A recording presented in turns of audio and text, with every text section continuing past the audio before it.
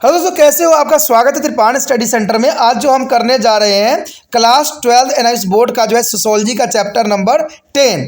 ये सोशोलॉजी का chapter number 10 जो है एनआईएस बोर्ड वाले बच्चों के लिए, जिसमें हम संयोग, प्रतिस्पर्धा और संघर्ष के विषय में चर्चा करेंगे। ये टॉपिक कई मायने में कई क्लास के बच्चों के लिए इंपॉर्टेंट है, चाहे वो सीबीएसई के हों, 11वीं 12वीं के बच्चे हों, चाहे यूपी बिहार बोर्ड के बच्चे हों। अगर उन्होंने सोशोलॉजी ले रखा है तो ये चैप्टर उनके लिए अत्यंत महत्वपूर्ण होने वाला है, क्योंकि इस चैप्टर में जो है हम सहयोग, प्रतिस्पर्धा और संघर्ष के विषय में जो है विस्तार पूर्वक चर्चा करेंगे और जानेंगे कि किस प्रकार जो है समाज में संयोग और जो है प्रतिस्पर्धा और संघर्ष सदैव चलती रहती है। उस पर एनालाइज करेंगे और उस पर विस्तार पूर्वक समझने की कोशिश करेंगे। लेकिन ये सब तब होगा जब चैप्टर स्टार्ट होगा। लेकिन चैप्टर स्टार्ट करने से पहले एक बात जो मैं हमेशा कहता हूँ, जिसको आपको सोचना भी चाहिए, विचार भी करना चाहिए और अमल भी करना चाहिए, वो ये है कि जब भी वीडियो देखिए पूरा देखिए, क्योंकि अधूरा जानकारी सदैव खतरनाक होता है। साथ में एक इंपॉर्टेंट बात ये भी रहता है, अगर आप पहली बार वीडियो देख रहे हो तो लाइक शेयर सब्सक्राइब करना मत भूलना। क्योंकि दोस्तों लाइक कीजिएगा तो बनाने वाले का मनोबल बढ़ता है, सब्सक्राइब कीजिएगा तो इससे ये होता है कि जब भी मैं कोई वीडियो डालूंगा उसका नोटिफिकेशन आपको समय रहते मिल जाएगा। और देखिए शेयर का मतलब ये होता है कि आपके थ्रू न जाने किन बच्चों को हेल्प मिल जाए, ये आप भी नहीं जानोगे, इसलिए जो है आप शेयर जरूर करो, ठीक है। व्हाट्सएप स्टेटस पे भी लगाओ। दोस्तों एनआईएस सेंटर जो कई मानने में बहुत से बच्चों के लिए हेल्पफुल है, चाहे वो 8th क्लास हो, 9th 10th 11th 12th हो, चाहे वो एनआईएस बोर्ड के बच्चे हों, ठीक है, चाहे बीए एमए के बच्चे हो, सभी क्लासों के लिए कुछ ना कुछ जो है त्रिपाण सेंटर में उपलब्ध है। तो इसलिए आपके लिए ज़रूरी है कि आप सब्सक्राइब करके इसको चैनल को जो है सेव कर लो, नहीं तो बाद में अगर रिसर्च करोगे तो शायद आपको ये चैनल प्राप्त ना हो। तो इसलिए सोचना नहीं, विचार नहीं करना है, सब्सक्राइब करके जो है अपने पास सेव करना है। दोस्तों ये तो बात था आपके लिए, लेकिन अब देखते हैं हमारा आज टॉपिक क्या है। आज जो हमारा टॉपिक रहेगा सामाजिक अंतक्रियाओं के रूप में सामाजिक प्रक्रिया। देखिए ये टॉपिक जो है कई मायने में बहुत ही इंपॉर्टेंट है, क्योंकि हम इसमें सामाजिक अंतक्रियाओं के रूप में सामाजिक प्रक्रियाओं के विषय में जो है विस्तार पूर्वक चर्चा करेंगे और जानेंगे कि अंतक्रियाएं क्या होती है और सामाजिक प्रक्रिया क्या होती है। सामाजिक प्रक्रिया का एक विस्तृत आशय होती है यह कि उन घटनाओं से मिलकर बनती है जो भूतकाल में घटित हुई हो। यानी भूतकाल जो है बहुत इंपॉर्टेंट रहता है। यह जो है परंपराओं, रूढ़ियों, नैतिक आदर्शों तथा मूल्य प्रवृत्तियों पर भी आधारित होती है। ये प्राकृतिक से जटिल और अचेत हो सकती है। देखिए ये प्राकृतिक से जटिल और अचेत हो सकती है, ये बहुत बड़ी बात है। जबकि सामाजिक अंतक्रियाएं एक मूर्त यानी परंपरा, आदान प्रदान एवं आधारित वास्तविक तथा सामाजिक संपर्क पर निर्भर करता है कि सामाजिक संपर्क कैसा होगा। ये बहुत इंपॉर्टेंट बात रखता है, क्योंकि आदान प्रदान पर आधारित यानी एक दूसरे को लेन देन पे ये आधारित होती है। तो अंतक्रियाओं का मतलब ही होता है आदान प्रदान, लेन देन। तो समाज में अगर व्यक्ति रहता है तो आदान प्रदान जो है चलती ही रहती है। कहते हैं सामाजिक प्रक्रिया जो है मानव समूह के जीवन में विभिन्न परिवर्तन से संबंधित भी होती है। यह अंतक्रियाओं की जो है प्राकृतिक पर अवलंबित होती है, जिसमें ऐतिहासिक, सांस्कृतिक, राजनीतिक तथा आर्थिक, धार्मिक और सामाजिक पहलू सम्मिलित हो सकती है। अंतक्रियाओं का संबंध एक अन्य क्रिया के अनुक्रिया में किए गए कार्य या क्रिया से हो सकती है। जब अंतक्रियाओं के जो है पुनरावर्तित होती है तो यह एक सामाजिक प्रक्रिया बन जाती है। यानी बहुत इंपॉर्टेंट बात है। देखिए यहाँ पर बताया गया है कि जिसमें ऐतिहासिक, सांस्कृतिक, राजनीतिक तथा आर्थिक, धार्मिक, सामाजिक पहलू सम्मिलित हो सकते हैं। यानी सामाजिक प्रक्रिया में सारी कुछ जो होती है इसी के अंतर्गत आती है। कहते हैं अंतक्रिया का संबंध एक अन्य क्रिया अनुक्रिया से किया गया जो कार्य से हो सकता है, तो ये सारे इन्हीं के अंतर्गत आता है। कहते हैं जब एक पति पत्नी प्रेम, आत्मिक और सहानुभूति के कारण परस्पर सहायता करते हैं तो यह क्रिया संयोग का स्वरूप जो है स्वरूप धारण कर लेती है तथा वह एक सामाजिक प्रक्रिया हो जाती है। यानी कहते हैं प्रेम, आत्मीयता, सहानुभूति, ये बहुत ही इंपॉर्टेंट वर्ड है, जिसकी वजह से जो है आपस में सामाजिक प्रक्रियाएं हो सकती है। कहते हैं सामाजिक अंतक्रियाएं तथा सामाजिक प्रक्रियाएं अंत संबंधित होती है और एक व्यक्ति दूसरे से जो है बिना नहीं रह सकता। यानी इसके बिना एक दूसरे से व्यक्ति नहीं रह सकता अलग। इस प्रकार सामाजिक प्रक्रियाओं का अर्थ होता है व्यक्तियों या समूह के मध्य विभिन्न प्रकार के अंतक्रियाएं, जिसमें सहयोग, संघर्ष, सामाजिक विभेदन तथा एकीकरण, विकास, बंधन एवं अवनित भी शामिल हो सकता है। यानी इन सभी बातों को जो है यहाँ पर सम्मिलित किया जाता है। दूसरे शब्दों में सामाजिक प्रक्रिया एक वह तरीका या पद्धति है जिसमें एक समूह के सदस्यों के संबंध जब एक बार परस्पर प्रकट हो जाते हैं तो वे विशिष्ट एवं पृथक पहचान एवं विशेषता धारण कर लेते हैं। यानी इसका जो है एक विशिष्ट बन जाता है, जो कि बहुत जरूरी बात है। यदि बात यहाँ पर करें सामाजिक अंतक्रियाओं का, जो सामाजिक प्रक्रिया से अलग पहचान रखती है, तो मूलत वास्तविक तथा वार्तालाप सामाजिक संपर्क तथा आपसी संबंधों पर आधारित होती है। आपसी प्रभावों की एक प्रणाली में एक साथ बंधे हुए एक सामाजिक सदस्यों के परस्पर अंतक्रियाएं सामाजिक अंतक्रिया कहलाती है। यानी ये सामाजिक अंतक्रियाओं के अंतर्गत आता है। अधिकतर ये जो है समकालिक परिस्थितियों में संबंधित होते हैं और इस तरह से साकार, ठोस एवं वास्तविक समझे जाते हैं। यानी ये सारे चीज़ें जो होती है वास्तविकता में होती है और ये आपसी में जो है संबंध अंतक्रियाएं होती रहती है। इस भांति सामाजिक अंतक्रिया एक जटिल क्रिया है और यह मानव अंतक्रियाओं के 3 बड़े स्वरूप संयोग, प्रतिस्पर्धा और संघर्ष से मिलकर सदैव बनते हैं। उसके पश्चात है सहयोग। कहते सहयोग का सामान्य रूप से अर्थ होता है एक सामान्य उद्देश्य के लिए मिलकर काम करना। क्या आपने अपने गांव में या पड़ोस में लोगों के परस्पर व्यवहारों की और उस समय ध्यान दिया है जब वो सामुदायिक जो है उत्सव जैसे क्रिसमस, दुर्गा पूजा, गुरु पर्व, ईद, जन्माष्टमी और रामलीला आदि आयोजन करते हैं? आपने आसपास या लोगों को से कुछ घर या दुकान या जाकर चंदा इकट्ठा करते हुए जरूर देखा होगा। ये जनरली बात है जो आपको आए दिन देखने को मिलता है। ये सारा चंदा एक जगह इकट्ठा किया जाता है तथा उत्सव समिति के सदस्य इस राशि को खर्च करने का तरीका तय करते हैं। यदि हर स्तर पर जो सदस्य सहयोगी नहीं देते हैं तो ऐसे उत्सव का मनाया जाना भी संभव नहीं होगा। उत्सव स्थल की सजावट तथा पूजा के रीति रिवाज का पवित्र ढंग से मनाया जाना आदि परंपरा संयोग के ही उदाहरण है। ऐसा संयोग एक नियमित की क्रियाकलाप जो हर साल होती है। स्वयं सेवक और संगठन लोग चाहे साल दर साल बदलते ही रहते हैं, पर ऐसे कार्य मनाया जाना निरंतर चलता ही रहता है।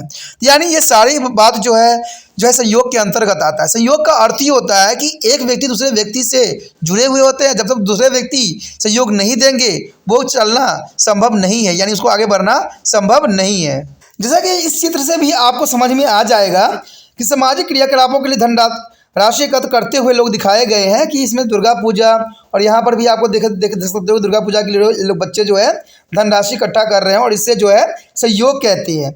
यानी यही सहयोग से जो होता है कोई भी अनुष्ठान किया जाना संभव हो पाता है।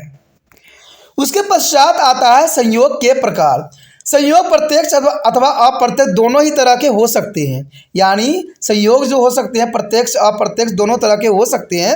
जब लोग मिलकर एक ही कार्य साथ साथ करते हैं, जैसे प्रार्थना करना, पूजा, खेती, पत्थरों को ढेर को हटाना या कीचड़ से मोटर गाड़ी या कार को बाहर करने हेतु धक्का देना आदि का सहयोग प्रत्यक्ष सहयोग कहलाता है। ये सारे सहयोग के अंतर्गत ही आता है क्योंकि इसमें एक व्यक्ति दूसरे व्यक्ति से सहयोग देता है। दूसरी ओर अप्रत्यक्ष सहयोग तब लिया जाता है जब लोग ही एक लक्ष्य के लिए असामान्य कार्य भी करते हैं।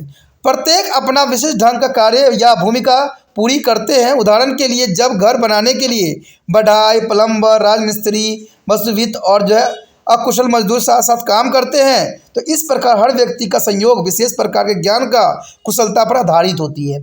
यानी इसको बनाने के लिए हर व्यक्ति का ज्ञान का जो है यहाँ पर उपयोग किया जाता है और उसकी कुशलता जो यानी कार्य कुशलता पर भी उस पर लगाया जाता है। वर्तमान समाज में व्यक्तियों को प्रत्यक्ष सहयोग की स्थिति का जो है एकाधिकार सामान्य तकनीक उन्नति की विशेषज्ञता पुण्य भूमिकाओं के कारण करना पड़ रहा है। सहयोग 3 प्रकार के हो सकते हैं: प्राथमिक सहयोग, द्वितीय समूह और क्षेत्रीय सहयोग। हर परिवार तथा मित्रों के द्वारा किया गया सहयोग प्राथमिक सहयोग कहलाता है, जहां लोगों के परस्पर आमने सामने प्रत्येक संबंध को चुना होता है और इस स्थिति में व्यक्ति की रुचि प्राथमिक समूह के साथ मिल जाती है। दूसरे सहयोग जो है द्वितीय समूह में पाया जाता है, जैसे सरकार, औद्योगिक प्रतिष्ठान, स्वयं सेवी संस्था तथा ट्रेड यूनियन आदि, जहां लोग कुछ निश्चित स्वार्थ और रुचि के अनुसार ही सहयोग करते हैं। कहते हैं अगर क्षेत्रीय सहयोग वहाँ पाया जाता है जहाँ व्यक्ति या मानव समूह एक दूसरे से जो है प्रतिस्पर्धा करते हैं या साथ साथ हो जाते हैं और एक दूसरे को विशेष उद्देश्य से सहयोग देते हैं। उदाहरण के लिए विशेष राजनीतिक दलों के मध्य कुछ अवधि के लिए परस्पर सहयोग बन जाता है। सहयोग एक ऐसी प्रक्रिया है जो सामाजिक व्यवस्थाएं बनाए रखने के लिए अत्यंत अनिवार्य माना गया है और ये महत्वपूर्ण भी है। यद्यपि संयोग एक सहगामी सामाजिक क्रियाओं के रूप में भी जाना समझा जाता है।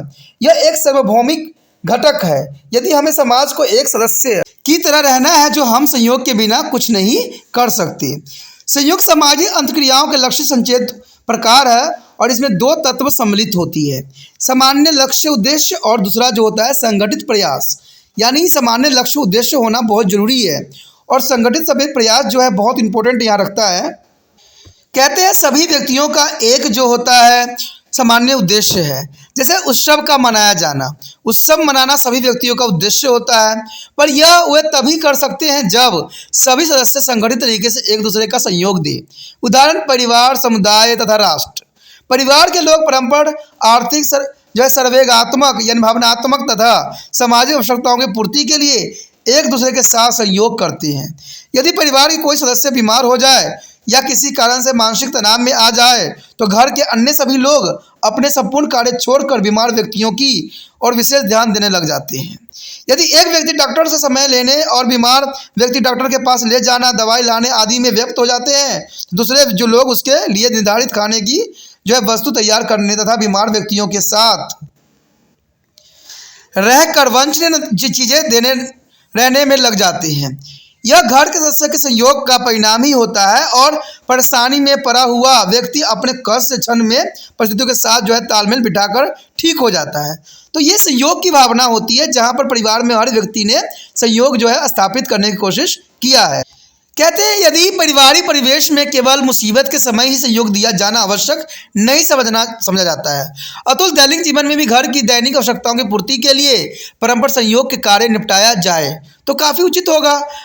कहते हैं जलाऊ लकड़ी इकट्ठा करना, अन्य स्रोत से ईंधन लाना, आटा दाल पिसवाना, दलवाना, सब्जी खरीदना, भोजन पकाना, बच्चों के देखभाल करना, जो है पालतू जानवरों की देखभाल करना, पौधों को पानी देना, पानी लाना, भर कर रखना आदि कार्य आसानी से तभी संभव हो पाते हैं जब परिवार के लोग दैनिक रूप से परस्पर सहयोग करते हों।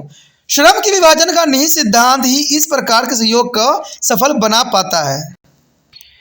यदि बात करें यहाँ पर हम प्रतिस्पर्धा का, तो प्रतिस्पर्धा जो होती है एक प्रकार की अंतक्रियाएं होती है और यह उन व्यक्तियों और मानव समूहों के मध्य एक द्वंद्व का स्वरूप भी होती है जो आवश्यक नहीं है कि आपस में संपर्क तथा विचार विमर्श से जुड़े हुए ही हों। फिर भी प्रतिस्पर्धा जो है व्यक्ति और मानव समूहों के मध्य अपनी असीमित इच्छाओं की पूर्ति या संतुष्टि के लिए की गई अवैधानिक तथा अचेत द्वंद्व होती है। यह सीमित पूर्ति के कारण ही होती है जो सभी को सुलभ नहीं हो सकती है। यानी प्रतिस्पर्धा जो होती है काफ़ी इम्पोर्टेंट होती है जो चलती ही रहती है समाज में। कहते हैं प्रतिस्पर्धा आर्थिक परिस्थिति प्राप्त करने के लक्ष्य से है या सामाजिक स्थान प्राप्त करने के लिए एक द्वंद्व होती है।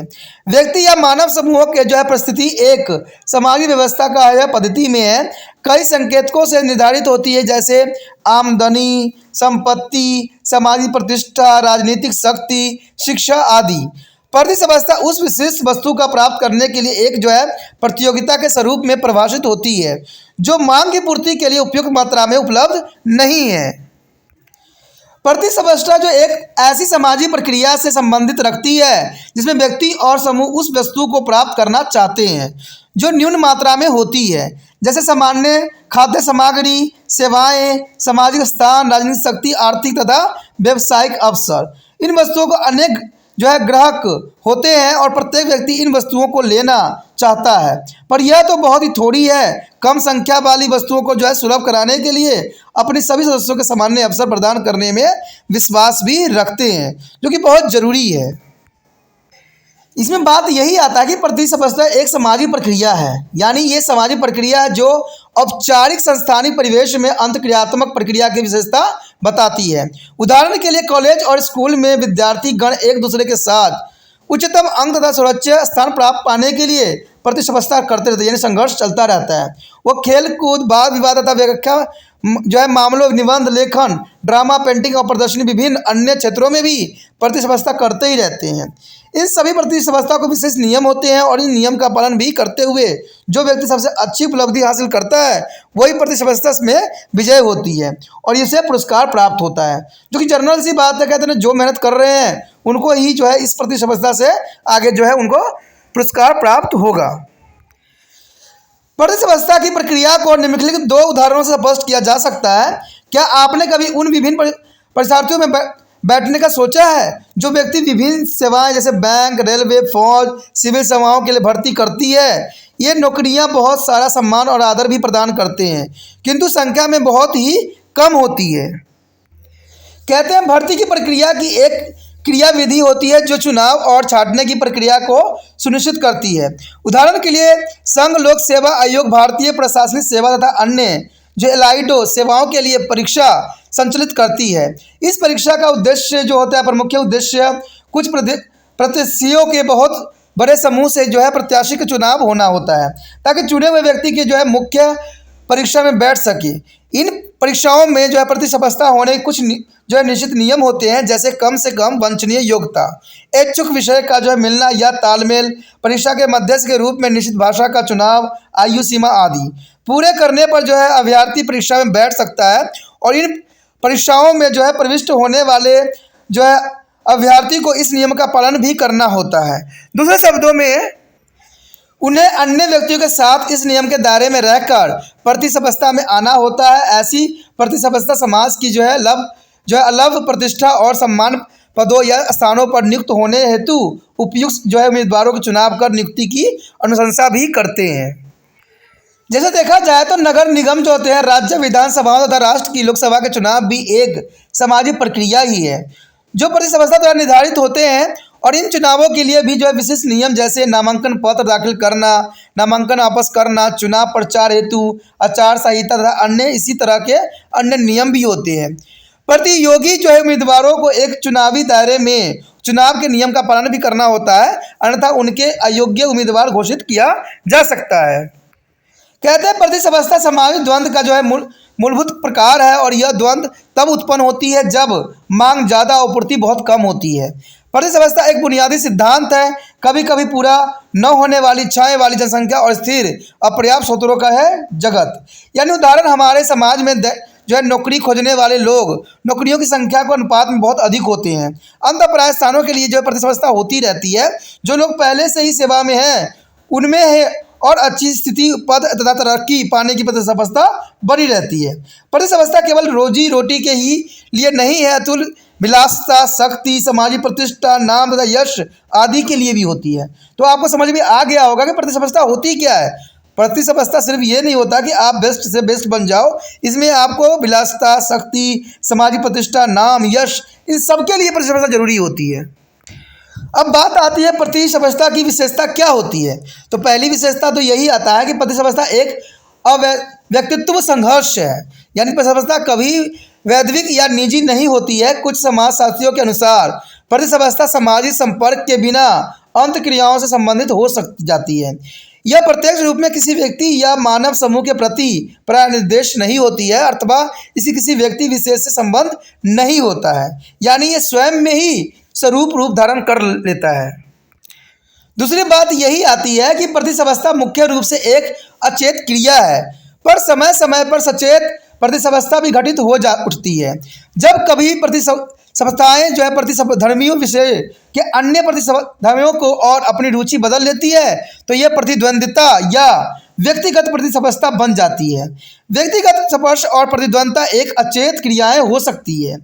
बात यदि करें हम थर्ड पॉइंट की तो इसमें कहते हैं प्रतिस्पर्धा जो है सार्वभौमिक होती है, यानी कोई भी समाज में प्रतिस्पर्धा रहित नहीं होता है। फिर भी प्रतिस्पर्धा एक परिणाम, मात्रा और विभिन्न जो है समाजों में विभिन्न हो सकती है। सभी ज्ञात मानव जो है समाजों में, संस्कृतियों में प्रतिस्पर्धा सदैव ही मिलती है, यानी ये जो है सार्वभौमिक है, हर जगह ये आपको देखने को मिल सकती है। कहते हैं प्रतिस्पर्धा उन्नति की जो है प्रेरक समझी जाती है।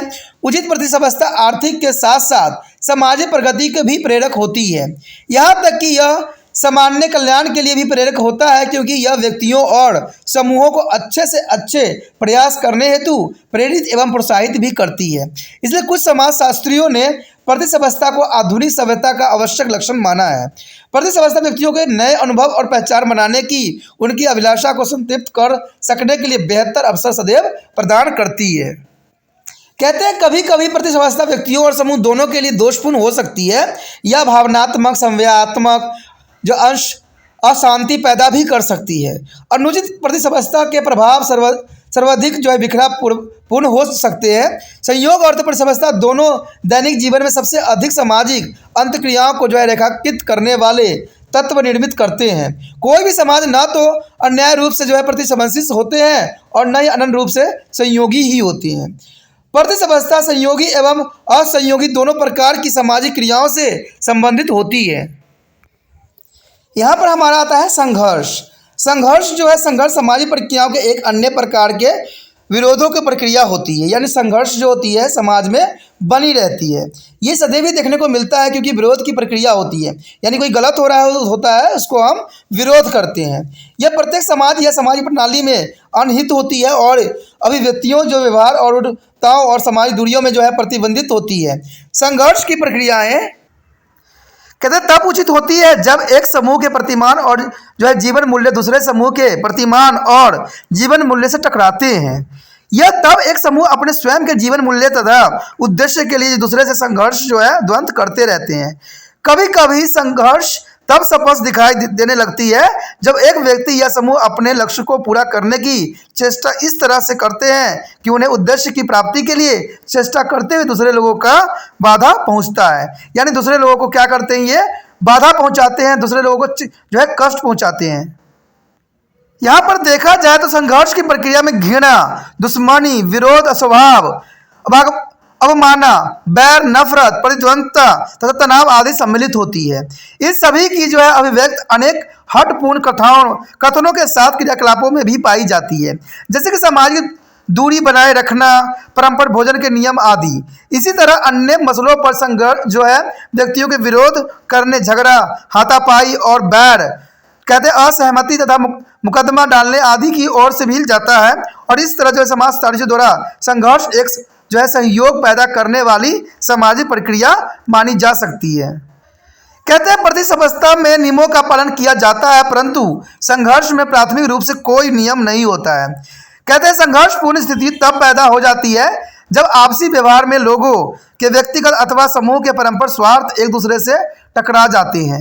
कहते दैनिक जीवन में दिखाई देने वाली संघर्ष को सर्वाधिक सामान्य उदाहरण पिता की मृत्यु के बाद भाइयों में जायदाद के बंटवारों को लेकर संघर्ष, गांव की दो जातियों और समूहों में संघर्ष, स्थानीय सतह पर विभिन्न राजनीतिक पार्टियों या दलों का संघर्ष आदि सम्मिलित होती है। कहते हैं संघर्ष जीवन का एक मेन पार्ट होता है जहाँ पर हर जगह संघर्ष होता है। किसी को दौलत चाहिए, किसी को शोहरत चाहिए, किसी को जमीन चाहिए, किसी को जायदाद चाहिए। इसमें सदैव ही संघर्ष लगा ही रहता है।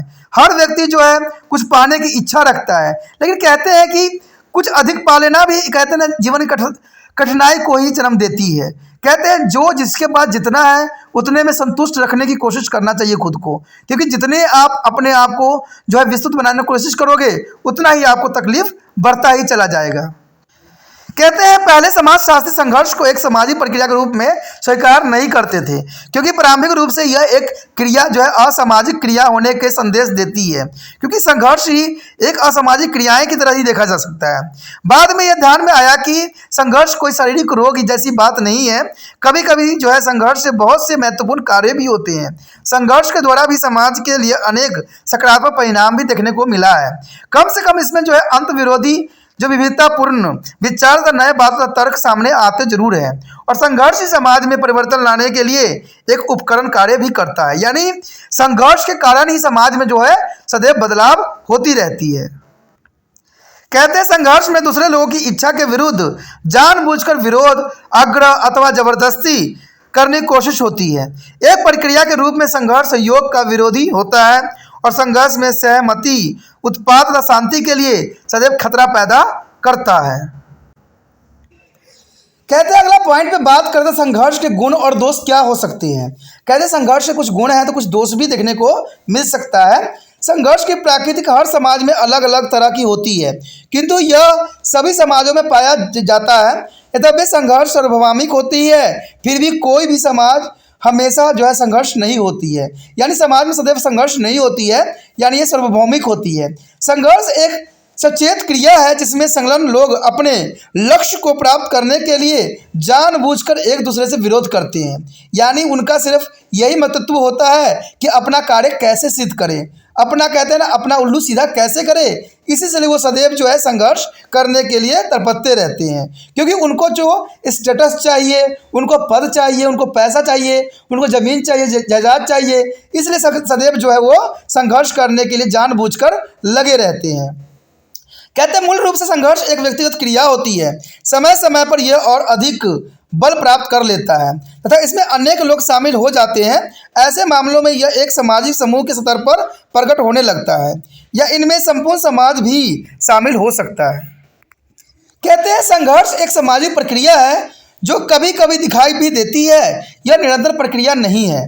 उदाहरण, एक गांव में दो विरोधी समूहों के बीच एक संघर्ष एक उपद्रव्य रूप धारण कर सकता है और उसके बाद वही शांति स्थापित भी हो सकती है जो इस संघर्ष से पहले थी। अंततः संघर्ष में सदा ही निरंतरता का अभाव होती ही रहती है।